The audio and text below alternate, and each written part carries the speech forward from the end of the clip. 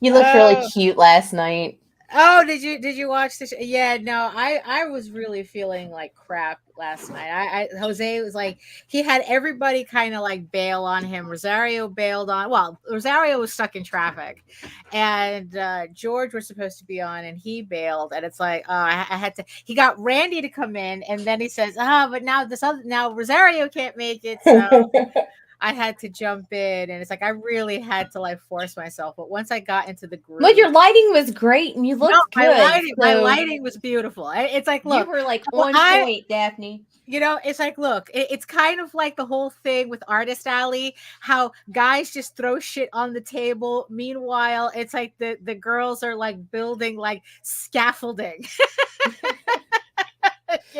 To put their stuff on. So it's the same thing with The Office. I had The Office deliberately set up to optimize for YouTube.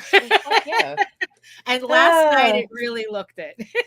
Good morning, everyone. It is No. August 28th, No. 2023. I can't believe it. Yet the last week of August, that's offensive to me. Shit.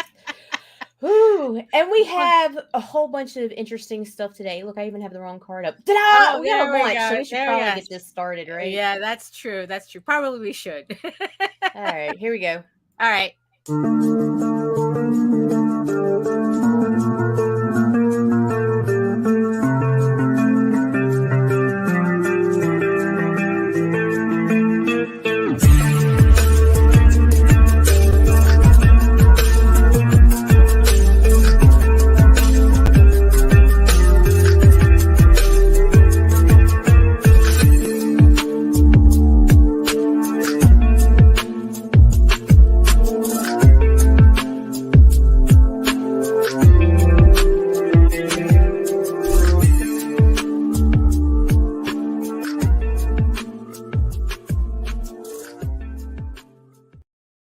Oh my goodness. Here we are. Good morning, Daphne. Good morning. I have just been absolutely exhausted these past couple of days. And it's like, yeah, I was surprised that I was able to even do the show last night with Jose on Talking Comics on a Sunday. If you missed it, I was playing last minute co-host on the show along with Randy Zimmerman. And if you missed it, that show is in the playlist that you can check out from last night. And you still looked better than all the boys. Well, like I said, the lighting in this office is incredibly deliberate. Everything I did here, like I said, was to optimize for how I look on YouTube. So I'm glad that it worked. And look at me almost muting myself. Yeah, I know, right? Oh my goodness! So who's joining us in the chat today? There's people. Alison and Frank. Good morning. Good morning. Good morning. Good morning. Good morning. And so I guess it's like we might as well get this party started, because it's like we do have a special guest again today. So hello, everyone. My name is Daphne Lage, and I'm a cartoonist, illustrator, and comic book artist from New York. I have been self-publishing comics since 1992, and you know what that means. Are you not entertained? Are you not entertained? Is this not why you are here?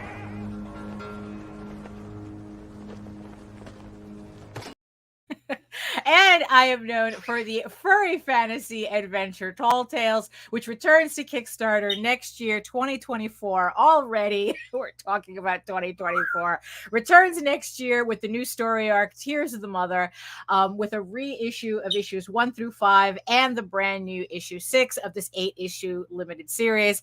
But currently, I'm also known for my mature audience's medieval fantasy drama, EGORAVEN, Heir of the First Unicorn, which is in its last, when it's his last 4 days. 4 days to go on Kickstarter. You have until Friday to pick up issue 7 of this 15-issue series, fantasy series. So hop to it, people. In the meantime, you can read both my comics online at Tall Tales. That's TAILS online.com and egoworks.com, EGOWORKS. And you can check out all my videos on how I make my comics here on YouTube at my channel, Daphne Lage, LAGE Art, which also simulcasts through the Indie Comics Network. So make sure you like, share, subscribe, and hit the notification bell so you get notified whenever any of our shows go live. And to tell you more about it, here's Nita. I'm Nita. I have the Indie Comics Network on YouTube. It's about indie comics and indie comics stuff. Right. And where can you find it, Nita? IndieComicsNetwork.com. It's .com. Cut. And just a reminder, we are like 2 weeks away from Baltimore Comic-Con. I will be at the Baltimore Comic-Con September 8th to the 10th at the Baltimore Convention Center in Baltimore, Maryland, table H28 in the Artist Alley across from the food. So I should be easy to find in the convention center. Which is awesome. It's a great location because you get the traffic. That's true. Like, I know it sounds gross, but you want to be by a bathroom or concessions. That's true. Absolutely. So I will have copies of Tall Tales and EGORAVEN and some of my rare furry sketchbooks that's on their last print run. So pick them. So if you haven't picked up any of my sketchbooks yet, pick them up at the show, because once they're gone, they are gone. So that's pretty much it. So today is a special day. Today we are going to be launching Magi's Grace Sex and Monsters here on Kickstarter. And actually we've because of the mishap a couple of weeks ago with the Oswald, now we just made it a habit of launching right before the show so we can make sure that there's no more glitching. So the campaign is live right now on Kickstarter. We're going to bring that up in a minute. Let's see. So let me just share screen. The link is in the chat, in the show notes, and in the groups. Right. Yeah, there we go. Okay, so here we go. So, okay, got it. And yes, so Magi's Grace Sex and Monsters is now live. And to tell you more about it, we are bringing in, I was like, are we going to bring him in or what? Yeah, exactly. The pox-filled JD Calderon. Who it's like, had to get sick and remind me that I should have gotten my flu shot a lot earlier than I have. So welcome back, Jose. How you doing, ladies? How's it going? Tired. Me too. Tired. Yeah. So I would like to thank already the 6 backers on the campaign so far, raised $175 for the campaign, just right out the gate. Thank you so much. So this works. Actually, it's like, before we get started, why don't you tell the peoples who you are? I'm JD Calderon. I'm the writer and creator of the Oswald Chronicles and now Magi's Grace, as well as Tall Tales. So that's me, longtime independent publisher, been self-publisher since 1992. Been in and around the community for a minute, and I have my own Sunday night podcast, Indie Comics, talking comics on a Sunday night. Yeah, so there you go. Yeah, don't mind me, I'm a little congested. So. Yes, exactly. It's like I said, it's like, oh great, I was supposed to get my flu shot this week. Because the last thing I need is to actually catch this thing right before the convention. I know both y'all need to hurry up and get better if you're going to get sick. Yeah, really. That's Seriously. true. That's Fuck true. a convention. I'm trying to come see you guys. Yeah, I know, right? The last thing you need is for you to come over here and everybody is sick. So yeah, no, bro, you can be dying. I'm going to come sit at your bed and hold your hand for a minute. Right, yeah. I'm not going to say touch your butt because no. Oh my goodness. So this is kind of, well, I guess for the not a departure for us for as long as we've been doing this, but I think that for the community that we've built up or in the past like 3 years, I think 3.5 years. So Magi's Grace is kind of a departure from what people are used to you in the Right. past couple of years. So tell us a little bit about what brought you here to this book before we start scrolling down and talking about the campaign. Well, here's the thing. I work I spend most of my time working on Oswald, right? So it's just spending a lot of time doing that. And what happens is Oswald has a certain tone to it. So it's like there comes to a point where every couple of years I have to do something a little different, right? And usually that thing that's different has to be extremely different. Not just, not just slightly different. It has to be in the extreme. It has to be like something where it's like, okay, we're not going to be dealing with any, animals. We're going to be dealing with, people, and we're going to be dealing with, monsters or aliens or something. And we're going to have guns, and we're going to have violence, and we're going to have, probably some sex and, all kinds of other weird stuff, and because it's different. And, once in a while, you just got to flex those muscles. You just have to get out there. You just have to like present something a little different of yourself, so that's where that came from. It also came from the fact that, see, Michael, I knew was looking for like stuff to do. And I was just like, you know what, buddy, I says, let's get together. Let's do something. And we did it. And this is the result of that.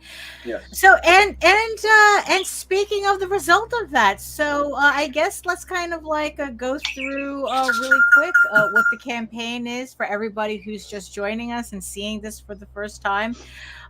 So tell us about the story. So tell us about what we're seeing here. Okay. The story is about Magi and his partner Grace. So they're a pair of monster hunters. They're a pair of they're part of an organization, or at least Magi. Grace is part of an organization. Magi is a former agent from that organization. He's in good standing, but he's kind of pissed off at them. He doesn't really want to deal with them. But his partner, who happens to live across the street from him, Grace, who happens to get the jobs, she's constantly pulling him back in. She's like, look, you can help out. And, and the thing is he's one of these guys who really wants to help out. He's not going to let people suffer. So he's like, okay, so, if there's a werewolf that needs to be brought down, he's going to come out and bring it down. And the big thing they deal with is that when you have conflicts between, let's say, cryptids and the unnatural world, right? Which is the case in this story. We have Innsmouth, right, where they're going to be where you have all the fish people from H.P. Lovecraft, and they Magi and Grace both head out to that place because there's a situation going on because they're being invaded by vampires. Excuse me.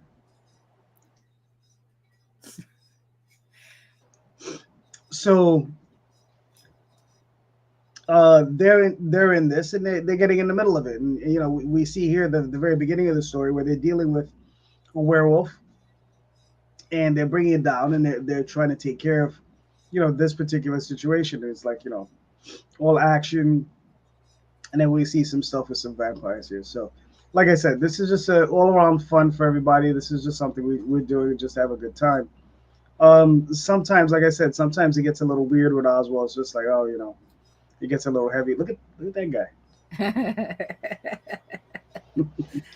and of course, C couldn't join us today because he's at work. He's at work. Yeah. Yeah, work. Yeah. Pretty soon, I'm gonna surprise my boss and let him know I'm not gonna be at work. Right. Oh well, yeah, because I know that overall malaise that you're feeling is going to get worse as the day goes on. Yeah. I mean, I might try. I don't know. We'll see. I don't know. Right. So this is also, I mean, you've done variant covers with Oswald, so it's not like variant covers are new to you, but this was kind of like, I don't know, this entire campaign required a very different process, thinking process. Right. We were like, okay, well, we know bad girls are a thing. There's a lot of popular artists out there. So we were like, you know what, let's try something a little different. Look, I come from a background where I wrote adult comics. I wrote a lot Blue Girl. I wrote Tenchi Blue was not adult. Right. It was one of the books I wrote, but there was a lot Blue Girl, Demon Beast Invasion, so on and so forth. It was Girl of Terror X. And these are books that I've written and had a lot of fun with them.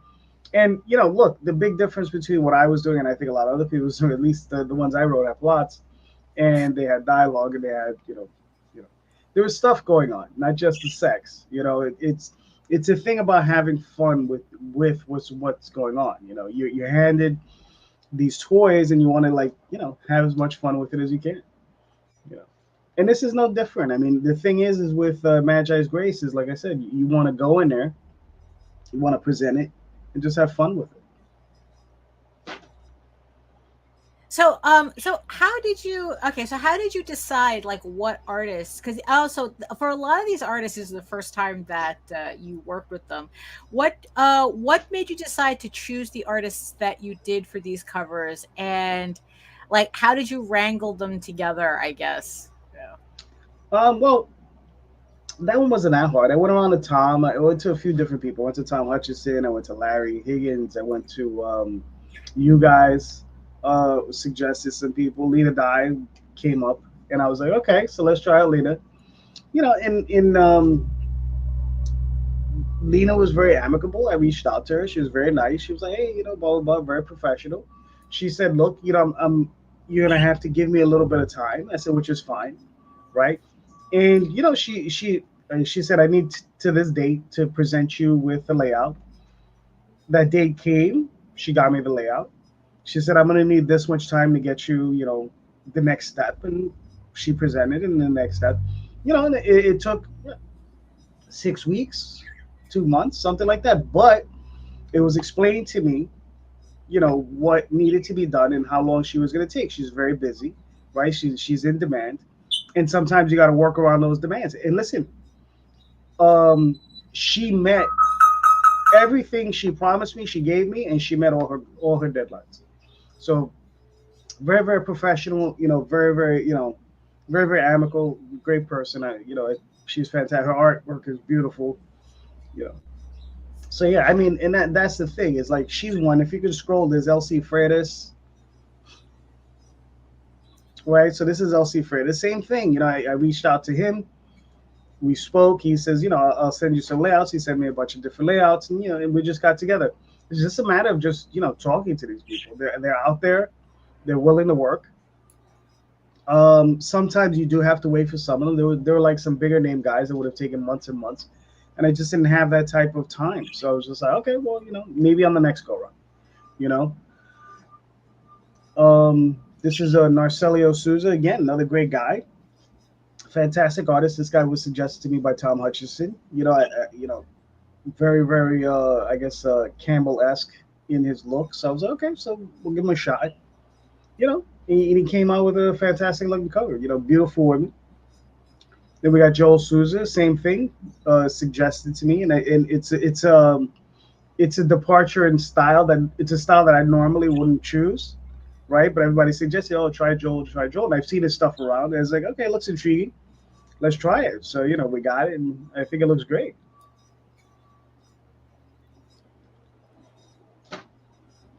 And then, yeah, go ahead. This is Johnny Segura. I've seen Johnny around online for a long time. He was posting up. He was looking for work or whatever. And I said, you know what? Let's try them. Let's try him out. Great guy, fantastic guy. Very quick turnaround. And I mean, he gave me a great piece at a very reasonable price. And that's the one thing I can tell you is that some of these people are very reasonable. There's some that are very high price, but it depends where you're at in the market. So, it's just, you just got to go out there and talk to them. Right. Hold on. I'm on the wrong tab here. So there you have it. So look at that. So thank you to the seven backers, raising $600 so far on the campaign. Thank you so much. Getting closer to the $3,500 goal for it, with 29 days to go. So at least you're doing like kind of like a normal, I guess like a normal length campaign for this one. So you have 29 days to back the campaign. Now, is there anything about the variant covers that everyone should know? Are they like campaign exclusives? They're only going to be available on the campaign. I would assume that they are. Well, they're limited edition, so they're going to be signed. They're going to be they're not going to be signed. Excuse me, but they will be numbered. Okay. And they will be limited to the amount they're limited to. Some of them are 150, some of them are 250, some of them are 50. So it just depends. It's all in the notes. So that'll be it. That's all that's going to be available. And I'm not making any more of those images in that form style. Maybe you'll see the images again in like an art book. Right. But you're not going to see them again probably as covers. Certainly not in that form, whether it would be prismatic foil or whatever. Right. So I guess if you want to get like a low number on the signed books, you're better off pledging to the campaign to get them, as opposed to waiting to see if there's going to be like extras after the campaign. So again, thank you so much to 7 backers who have pledged so far. So we're just going to put that away for a little bit. So last night we were last night, yes, you did kind of like you kind of did your show talking I thought I did it. We did do it. It wasn't the show that you exactly wanted to do, because Rosario and George had I was sick, but everybody else called out. Yeah, I know, right? That was the irony of it. So there was like a couple of interesting points that were brought up. So kind of like on a little segue though. So for Baltimore Comic-Con, I'm going to be testing out a thing to see whether I would be able to get people at Baltimore to actually support Kickstarters. So I have I have my little postcard here that has my double feature with Krista Crawford's book, Sky of Thorns. So it's a Sky of Thorns and Medieval Unicorn Viking Sled. I don't know why I had to look at it, because it's not like I don't know what the campaigns are. So I'll be handing out this postcard at the show. Now, the funny thing is that Nita had recommended that on a separate conversation, not even with this, that she was talking about how the thing that she keeps coming across a lot is people asking, it's like, what is a Kickstarter anyway, and how do we pledge to it? Like, what is it? And it kind of struck me as strange, because it's like I guess we're so used to the process of just being on Kickstarter. It never occurs to us that how many people out there don't even know what this is? Who doesn't? That cold audience we're always talking about. Well, that's true, right? So it's like, so what happened is that so she had been, it seemed, giving out literally a graphic with instructions to people on how to pledge to a Kickstarter. So what I ended up doing with these postcards, right, considering the audience that I'm going to be giving this out to at Baltimore. So on the back now of every postcard is an instruction sheet on how to support a Kickstarter for everybody who's not familiar with it. So this is going to be like one, I guess, big experiment as to like whether this is going to make a difference between, can we get people to jump from conventions to a crowdfunding? I mean, in the end, it doesn't matter what the crowdfund is. And kudos to Tina, because she's the one who really gave me the idea. They did one that's almost identical to this for one of their Roadkill Rampage campaigns. And I was like, that's fucking brilliant. How do we make that generic for all the crowdfunds we deal with? Yeah. And So So last night on the show, we had one particular person in the chat who also had brought up another point, which I kind of didn't think too much about. Mm-hmm. And he was talking about how a lot of people don't use Kickstarters or crowdfunders in general, that they're scared away pretty much from using crowdfunders because of the high level of unprofessionalism there is on the platform, or at least that's what it seems like. You pledge to a book and then that book never happens. Oh, well, or that's Indiegogo, not Kickstarter. Well, I mean, with Kickstarter's Kickstarter, 1 out of 500, maybe. But the thing is, though, it's like, okay, but on Kickstarter, you still have campaigns that fund, and then you don't see a book for another 5 years. Right.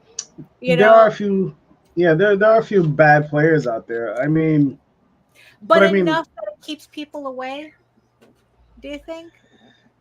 I mean, certainly they're going to be the skittish few. Some people look for any excuse to put something down and not do it, right? Mm-hmm. It's like, oh, I hurt my ankle, so I can never work out again. Right.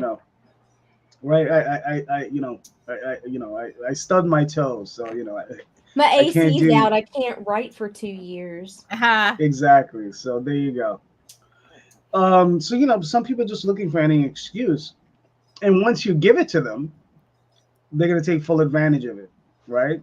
So that's all I think it is. Look, I guess I'm considered a super backer on Kickstarter. I've backed over 300 campaigns. Of those 300 campaigns, I've probably only had like 3 or 4 that have not fulfilled, right? I mean, out of those, I've had 2 fail on Kickstarter out of all the books I've backed. Right. So I mean, it's a pretty good average, The stuff from Indiegogo, I've backed, I don't know, 30 or 40 campaigns on there. Good morning, George. Good morning, George. We missed you yesterday. Yes, we missed you yesterday. I actually have a list on Indiegogo that is unfulfilled. A list. Right. With them, what I have is a list of campaigns that are that have taken much longer, to fulfill. Like they fulfill, but they'll fulfill a year and a half later. So it's Well, I've got a couple that are 3 years out. Yeah, you get those too. I've had at least one on Kickstarter that took 7 years to fulfill. Oh, shit. At least one. And it's just, I just forgot about it. That one that's 3 years old that I don't even fucking care about anymore. I'm waiting for it to come in the mail. I got my shipping notification. It's like I don't even give a rat's ass anymore. Yeah, that's the problem that I have too. That it's like depending on how, unless it's something I really, really want. A lot of times, like the enthusiasm for the book fizzles out, and by the time I get it, it does because then it's like never comes out of the box. Issue 1. Yeah. The one that I'm waiting on is issue 1. And so if I had to wait this long for issue 1, how long are you going to make me wait for 2? I don't give a fuck anymore. I don't want to spend the next 20 years of my life trying to read 3 issues of a book. Well, yeah, that's kind of the thing too. Like, it's not like in the end, it's like we're not really talking about, this issue took like 3 years to fulfill. The whole, when you think about it on the grand scheme of things, like, yeah, it's like, are you even interested in doing your series at all if it's going to take this long for one issue? And I think, that's, it's very easy. Like, oh, well, if you really want it, and it's like, yeah, but here's the thing. Do they really want it? Right. It's like, do you really want, I mean, it's like, how serious is a creator if they're going to take that long on one issue? And, and the thing is like, it's like, how do, so here's the thing. Do those bad apples, do you think, ruin the bunch? Like, I know you said that, people will have an excuse if they don't want to do something, no matter what. Right. But I mean, do you think that there is a correlation between all these, all these bad apples and those of us who are, trying, like working to get our books out and maybe like, do they get in the way of us, or is that just? I mean, look, you're probably talking about 10 to 15%, right? I mean, that's probably what you're talking about in the realm, maybe 20 at most. But that's gonna fit in with the averages. They say almost every campaign you're gonna lose 10% of your audience, Right. right? And then you have to go back and rebuild that extra 10% and try to go for more, right? So that's pretty much what happens on every campaign. So it's not And I like, think the ones it affects the most are the first timers, which is kind of sad. The new guys that are coming out that may actually be really good, because like right. for myself personally, unless we have mutual friends and I know you, I'm not going to back an issue one. I like I've gotten to where if you don't have an established reputation, I don't want to risk that, because I don't have $20 just to throw away every fucking week on every book or whatever. Right. Right. Yeah, no, I get that. I mean, but I mean, and that's the thing. I mean, I would just suggest to anyone is, start small. Don't go out there thinking you're going to raise $30,000 on your first campaign. Right. Unless you're Neil Gaiman, right? Right. Yeah. But take it slow. Go for the $500 campaign. Go, Right. Yeah. I mean, because also I think that Tyler says, I'm with Nita. I typically don't back people's first projects. I need to see some cred. And I think, hey, and I think that, yeah, I think that if anything, it's because I mean, I forgot his name, Epic something, yesterday. He ended up like completely blowing up our chat, but there was nothing that he said that was wrong. Absolutely. Right, yeah. I think that was the thing. So we didn't mind him at all. The Epic Fantasy? Something. No, it was something. It was Epic something. Yeah.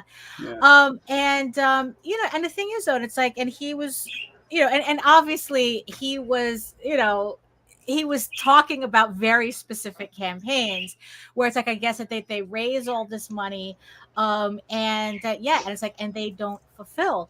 And here's the thing, and of course it's like there's going to be things like, well, it's not that they didn't fulfill, it's just them taking long to fulfill. And so here's the question though. If for some reason Kickstarter, which I probably might bring up on my next survey, would something like this be helpful? Like if you go to a campaign and it kind of gives you like whether it kind of like you see like the name of the people running the campaign, and then it says like what their fulfillment rate is. Because everybody says, oh, they're successfully funded. Yeah, but did you successfully fulfill? Right. I mean, would that be like a piece of information that would be useful when you see a campaign? I think it would be. I mean, Jay mentions it all the time. He talks about how their Kickstarter should have something like a blue check mark or a starred creators or something. Right. Yeah. Exactly. People who have done multiple campaigns who have succeeded and fulfilled. Right. So just to let people know. You should have gold stars for the guys that always fulfill, right? On time in a reasonable amount of time. Then you get these like yellow stars. These be like, okay, like grade school. Motherfucker's gonna eventually get it to you, right? And then like a red mark or something. It's like, nah, this dude ain't gonna fulfill shit. Right. Because it's like, because every time we were fulfilling a campaign, I have to go into Kickstarter and I have to mark whether a book is shipped or not. Now, I don't know whether Kickstarter pays attention to that information, but I'm always going in, and it's like my only beef is that they don't have one that's separate from digital tiers, because I don't want somebody saying, well, I sent out the digital tiers, that means I fulfilled, when everyone's still waiting for their physical items. Right. Well, I think some data I think that would be interesting for us to get a hold of is there's a couple of things. One of them is we get, as a fan, I get the little box that I have to check off that I received it. Right. And then there's the little screen with the little smiley face. Oh, right. Yeah. Like, how do you feel about this campaign? Right. Exactly. It's like, I think that would be very interesting to get that data, to see how many smiley faces, if you get some frowns in there, right? Like, so you can maybe even contact some of these people, try to find out, this is, okay, what went wrong? How can I correct that? Right. You understand? What can I do better? Yeah, it's like, so Plungecast says, we just had a Kickstarter finish and are now in the process of fulfilling our pledges. If you don't support a new project, how would you feel if you were doing your first one and folks didn't support it? I mean, that is kind of, it fucking sucks. It's a bummer. It really is. And I hate that I have to even say that, but I also am tired of wasting my money on projects I never received. And how do I know that until I see where you stand with your credibility? Now, what, like, this sounds like a dick move, but really your first run is going to be your friends, your family, your mom, your dad, your grams, your cousins, whatever. And and from that, and if I see your fulfillment, we'll see pictures of your project and whatever, and then I'll look into you more and be more open to supporting you if I didn't know you already. Right. It just sucks, but that's the way it is. Right. It's kind of like, how do I gain experience if an entry level job needs experience to for me to get it, type of thing. It's bullshit, and that's where people that don't fulfill fuck the new guys coming in. Right. I mean, because when I did my very first solo campaign, I had 14 backers. I made $700 on 14 backers, and that was me not knowing what I was doing. It was a fan art sketchbook that I did, and 14 backers, and it's like, look, I mean, in the end, all I had to go on was like, well, people either like this or they don't. And I kept my goal as low as possible. My goal was $500. And I just pretty much, okay, let's see what happens. And it's like, and it, it kind of sucks being a first timer, knowing that it's like, well, if everyone's so skittish, how, I don't think so either, Tyler. I don't think, because I'm constantly marking that, and they'll it's like, as also communication is key as well. No, you are, it's like, because a lot of these people, it's like, also that's a problem too. They're pretty much unprofessional in every sense of the word when it comes to fulfilling their campaign. They're not professional putting their book together. They're not professional running the campaign. They're not professional fulfilling it. They're not professional in contacting their people. And then they wonder why.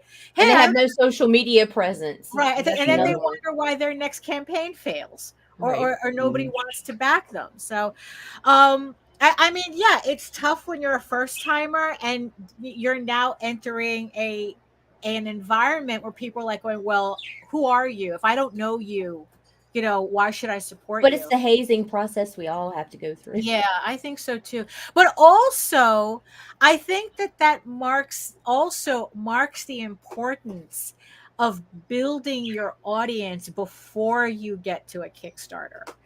Like having your website. What are you doing in the meantime? It's like, Kickstarter does have this, it is special in a way that you can build your audience from scratch on it. But in the end, it's probably not a good idea to depend on Kickstarter for that. It's like, if you're a newcomer, I mean, Jose, if you were going to do this all over again, like do Kickstarter all over again, what would you have done differently as a beginner? As a beginner Kickstarter person, if you were going to do it, if you were a little virgin, how would you do it? Probably worked a little bit harder to build up that mailing list. Probably worked a little bit harder to do that. I mean, it's one of those things. Here it is. We have a mailing list, and I barely use it, right? But I do use it on occasion. So I mean, it's one of those things where you just got to get out there and really pound the pavement. It says, whether it be on social media or conventions, you have to go out there and really, really schmooze the fans and try to get as much information out of them as possible. Because in the end, and Daphne and I have discussed this, it's just like, what would have happened if, Kickstarter was to go the way of the dodo, right? What happens? Even if we're left with Indiegogo and what is that, Zoop and Crowdfund My Comics and all these other platforms, they still don't have the same setup that Kickstarter has, where you can go in, put down a campaign, And it on its own can more or less just, you could just leave it up there and it will generate some interest, right? You might get a few backers just by doing nothing, right? Yeah. Whereas that's not the case with Indiegogo. Indiegogo, you could put up a campaign and it's just tumbleweeds if you don't push it. You know, you're not going to get anything. Yeah. Right. And I know some of the other platforms, and I know Luke is trying to change that. He's trying to get it so that, you know, it's similar. You can tip the site and they'll bump you up so that you get seen more, whatever. Exactly. So you know, which is important. You understand? It really is. And the thing is like, look, I mean, I'm a huge Neil Gaiman fan, right? But the thing is, he doesn't need the bump up. Yeah. You know, he's at 2.5 million. I don't have to see him on every page. Yeah. You know, I just don't. I don't have to see him on every page. You know, every single time I open up, Neil Gaiman. And like I said, I'm a huge fan. You know, and it's just like, I ordered the damn book. So I'm like, okay.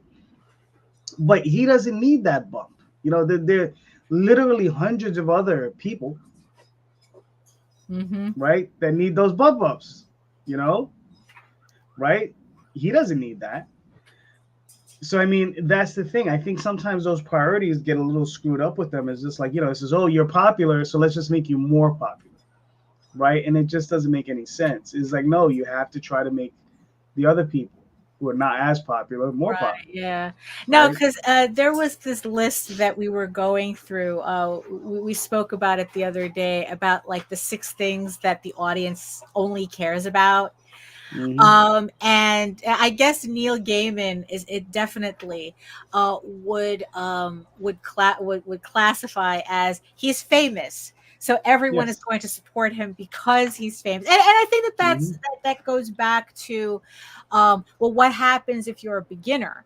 You know, it's like, if people don't trust you as a beginner, how do you gain that trust? And it's like, well, how do you get, you know, it's like you have to kind of build your name a bit before you put your first project out. And how do you do that? You know, I guess it's like, it's like, if you're an artist, I was like, Tyler says, I think we're going to see more of that in the future as more and more mainstream creators come to Kickstarter. And that fame is going to hog up a lot of the space. I think it means that creators need to step up even more in their game in order to compete. It's true. Yeah. And that's right. It's like Kickstarter is going to turn into a comic book shelf, and we're all, as independent comics, we're going to, if we don't play the game as much as we don't like it, we're going to end up the same way we are in comic book stores. It's like that we're going to be regulated to that janky bottom shelf in the corner, like the way Jim Hanley's has it in the main store. You know, it's like, oh, all the indies are over there, just piled on top of each other. They're not even on the main, you know, wall. Nope. And Kickstarter is going to be the same thing. So yeah, I think it's going to get harder and harder for us to compete if we don't utilize the space as, you know, as we can right now. And I mean, look, I have a lot of respect for those guys. And you know, we've had this conversation. It's just like, you know, whereas like the word professional gets bandied about quite a bit, right? It says the professionals are coming, right? And it's just like, well, you're a professional what? Right? You're a professional writer, you're a professional artist, probably, you know, maybe a letterer, colorist, or whatever, but you're not necessarily a professional comic book creator, right? Meaning a professional publisher, right? Where you know how to deal with printers, you know how to deal with shipping, you know how to deal with all of these other different facets of the business, right? So, you know, they might be able to get that comic done and it'll look spectacular, but they're going to be like sitting back going as well, how do I get print files ready, right? Because they're usually part of a machine, and the machine takes care of the rest of that.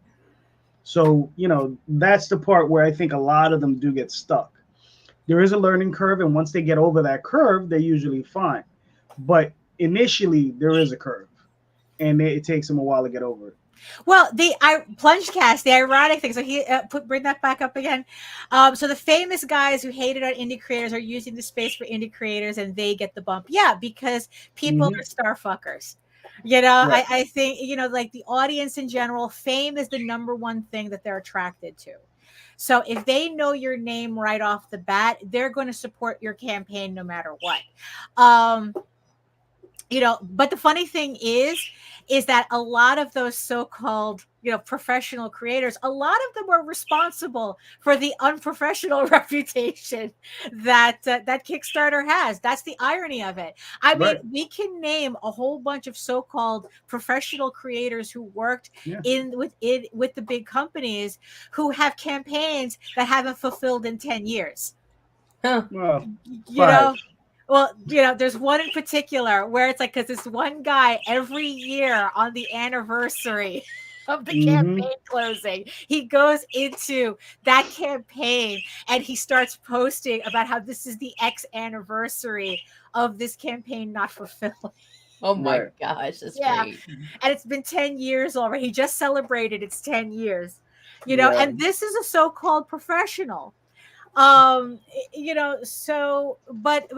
it's like unless so that's the thing. It's like Tyler is saying, obviously Kickstarter is going to promote Neil over indies. Kickstarter is a business and needs no, absolutely. I'm sure Kickstarter is just looking at that number. Yeah, they're just like, and that's what it is. I mean, I think that as long as they don't go the way of YouTube, where YouTube literally changed their algorithm to only benefit the big guys who don't need it.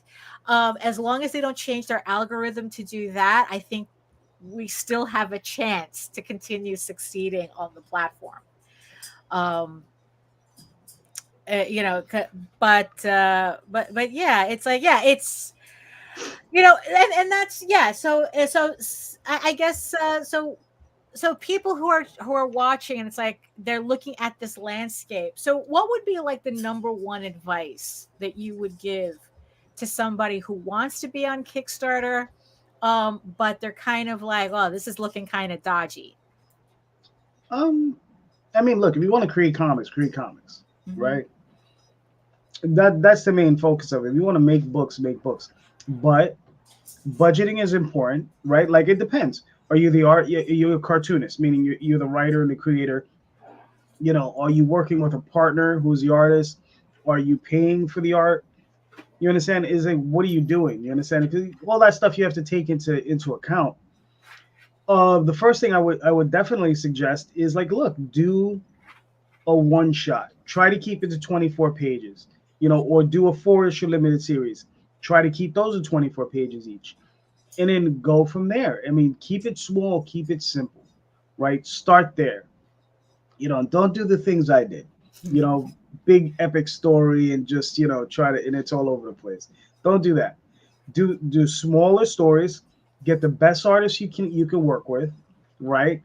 And just push forward. Everybody's going to tell you. I mean, I know Tyler's a huge proponent of going on social media, promoting yourself, pushing. Yep. And I agree with him. And if you have a partner that can help you with that, that definitely helps. And absolutely. The diversity of revenue, we absolutely push that. Like, don't let Kickstarter be your only source of income. Get out there, go everywhere. That's one of the things we were discussing about last night, is just like, the diversity of revenue stream. Like, if it gets cut off, what are you going to do? Right. Like I said, I'm probably going to launch it in Indiegogo in the next month or so, because that platform, I have to try to grow an audience on, right? You just have to, right? And I'll probably launch one on Luke's platform, Fund My Comic. Why? Because, again, it's important to, try to get get yourself into many of these places and known in those places, in those spaces. Because the thing is a lot of the people who buy on Kickstarter are not buying on IGG or the other platforms, right? So you want to get familiar with those platforms, get familiar with the people who buy there, and then build them up. You're not going to make as much money initially, but if something were to go wrong on one, you still have the other, right? And then, there's this whole other thing about the direct market and all this other stuff, and that's a whole other conversation. So. Yeah, I think it boils down to, I mean, honestly, it's like every conversation we have about this, all, thank you, Tyler. um, like every conversation in the end just boils down to know your why. Why are you even doing this? And then it's like, I think that once you, because it's like, if you're just looking to release a 24-page comic once every year and a half, I think it's safe to say that you're not that serious about it. And you need to really think about why you're putting in any effort into this. And if you are putting effort into it, like, how serious are you with that effort? You know, so it all boils down to that. Because if you're just saying, like, oh, I just want to make money, you know, and it's like, look, there are easier ways to do this. Yes. Go to Wall Street. Yeah. You know, get into house flipping. You know. Yeah. You know, I mean, it's like there are easier ways than comics to make money. So you really have to be honest with yourself as to why you are doing this. Now, speaking of Tyler, I talk about this book all the time. Right, the 1 hour content plan. I'm constantly going through this. I'm still doing the exercises in it. You can get this on Amazon, and that's the thing. The book pretty much starts off with you being honest about why you're doing what you're doing. Because if you can't be honest with yourself, your plan isn't really going to come together the way it should. You know, because it's like, yeah, we talk about these guys who worked at Marvel and DC, and they think, oh, I'm going to do a Kickstarter and make all this money. And then they don't know the first thing about getting getting printers, you know, about getting stuff made, about like, hey, wait a minute, I just realized I really don't know how to put this book together. Or it's like, oh, wait a minute, it's going to take me, you know, X amount of time. It's going to take me another year and a half to finish this book because of what reasons, you know. And it's like, why didn't you think about that before you ran the campaign? You know, I mean, it's like, if you're offering up, and here's the thing too, just because, you know, I am still salty about this.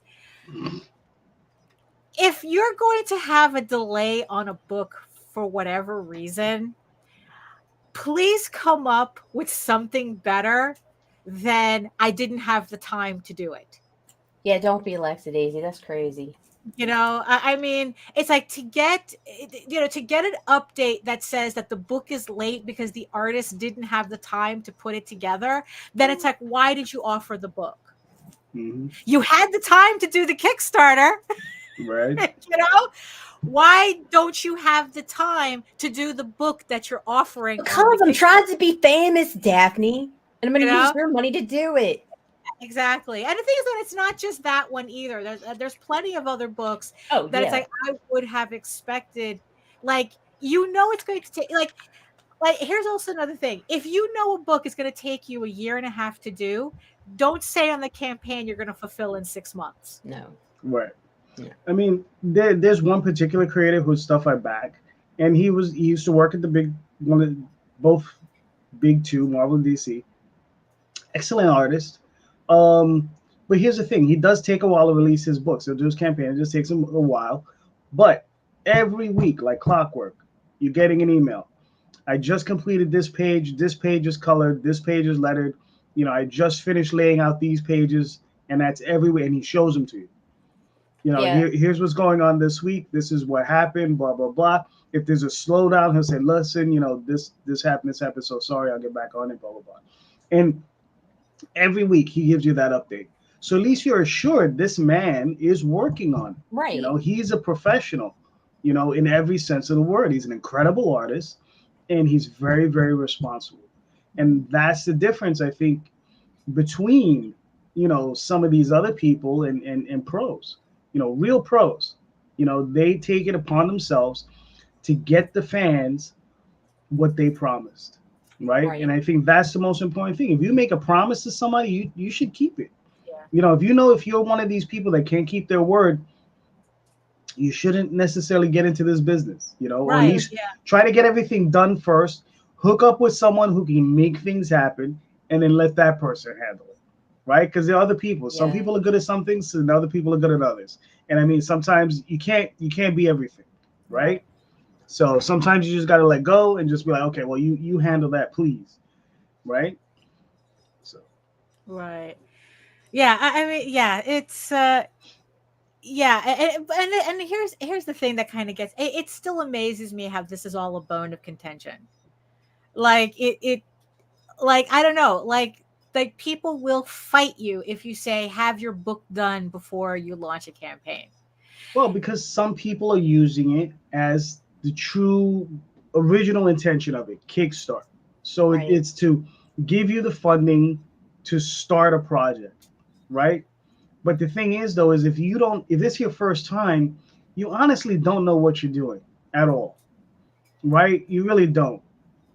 So how am I going to have the faith in you to, time manage and get these artists together and get everyone and get, and do these things that you need to do if you don't already have a track record, right? So I think that's the big thing. I think a lot of people need to, if you're going to do this, you need to maybe get into the area of where you're going to hurt yourself a little bit, work a few extra hours or at the day job, pay an artist. Like I said, you get 1 page a week, 2 pages a week until the series is done, right? With this particular project, I was working with Michael, right? We're partners on this. We're 50-50 partners.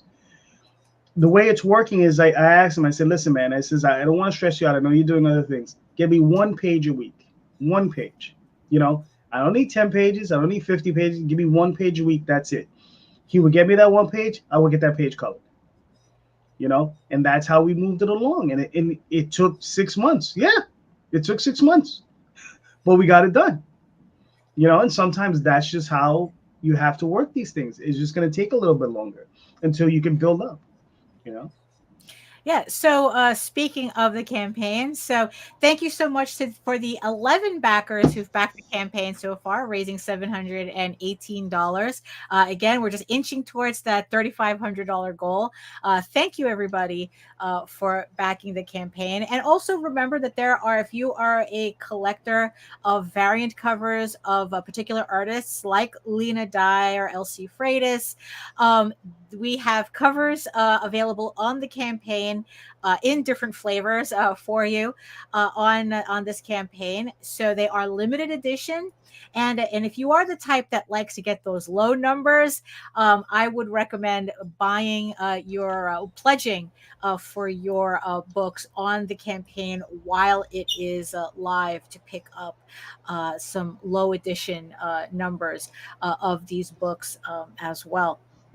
But you know what? The story is pretty interesting to read as well. If anything, even without the covers, you have a damn entertaining story with this about a couple of monster hunters who are investigating the strange happenings of a seaside town somewhere in on the coast, because that's where all the strange things happen.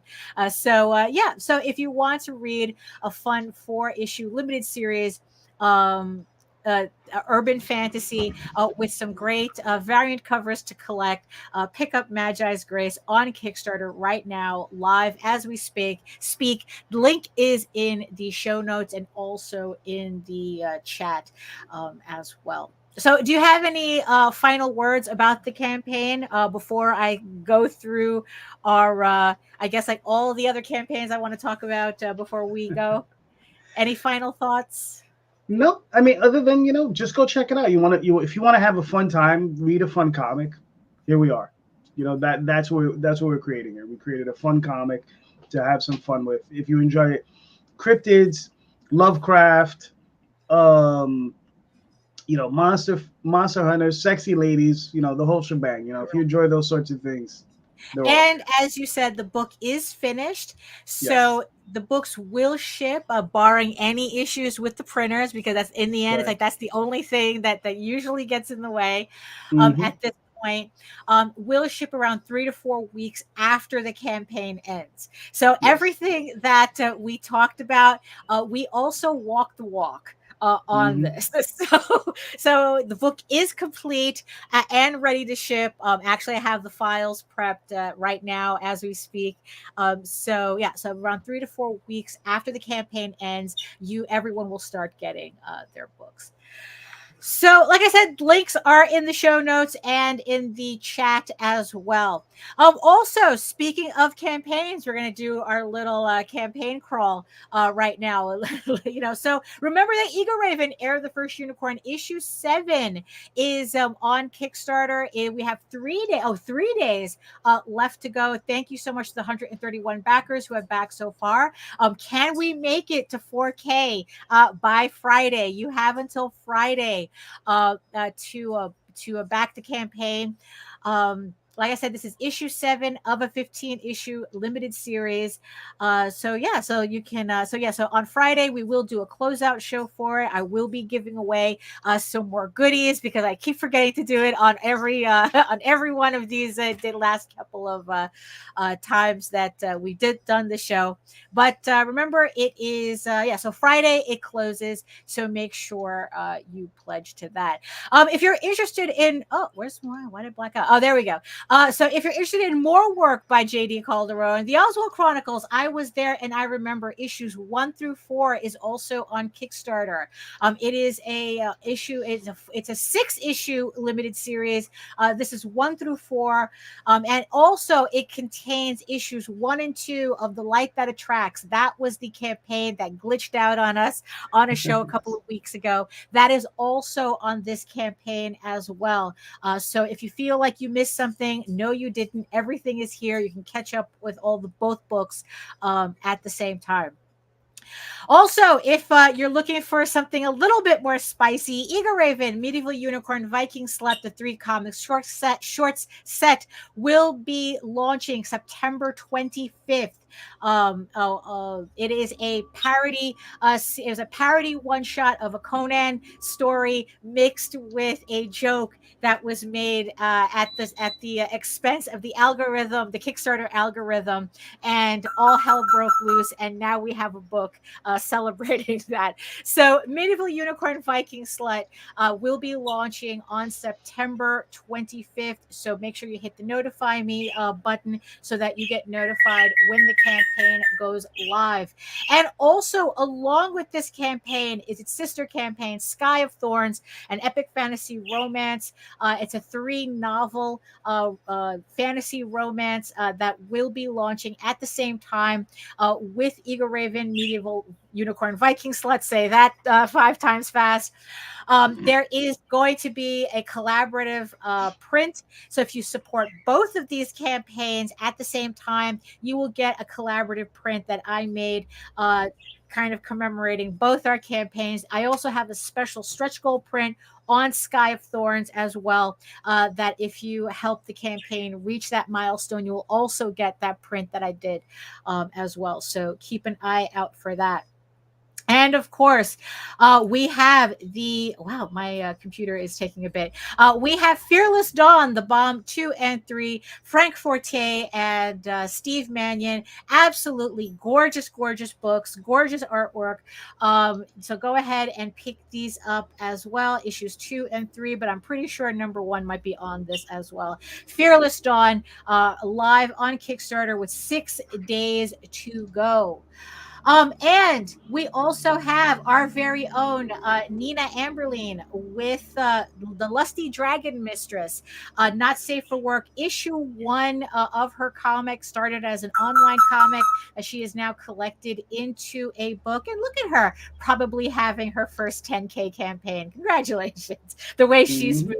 So thank you everybody to the 114 backers. 21 days to go.